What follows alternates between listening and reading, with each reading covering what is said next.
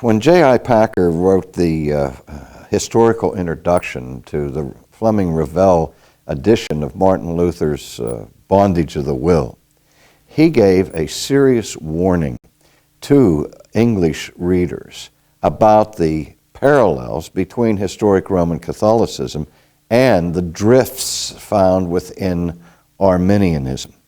And yet I think we also have to be fair here and say that there are some very important differences between historic Arminianism and Roman Catholicism.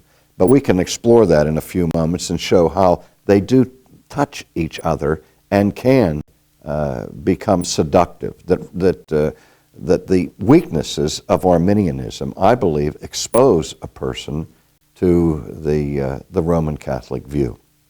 I think it would be true that to think that in the 17th century, when the Reformed faith had its crisis with Arminianism that ended in the Synod of Dordrecht, that the Reformers felt that if they acquiesced to the protests or the remonstrations of the Arminians at that time, that in a very real way they would have been putting their feet back on a path to Rome. Now let me clarify that.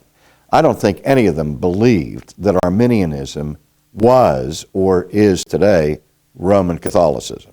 We're talking about putting your feet on a path that goes in a certain direction.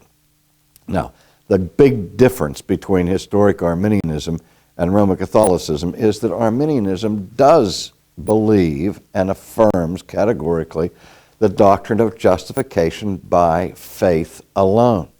That is, an Orthodox Arminian believes that the grounds for his justification, for his salvation, is not his own righteousness, but the righteousness that has been won for him by the work of Jesus Christ. Now, both Rome and Arminianism believe that the work of Christ is necessary, that grace is necessary, that faith is necessary. They all agree on that. But in the final analysis, the Roman Catholic Church would say that God declares me just if and only when I become inherently righteous. I can't be righteous without the help of grace, without the help of Jesus, without the help of faith and all of that. But not until I become actually righteous will God declare me righteous. Whereas historic Arminianism believes that the righteousness by which we are saved is a righteousness that's not in me, but it's outside of me, that has been performed by Jesus. And I receive the imputation of that righteousness when I have faith. And so, again, from a creedal perspective, it would be slanderous to the Arminian cause to accuse them of being Roman Catholic in their theology.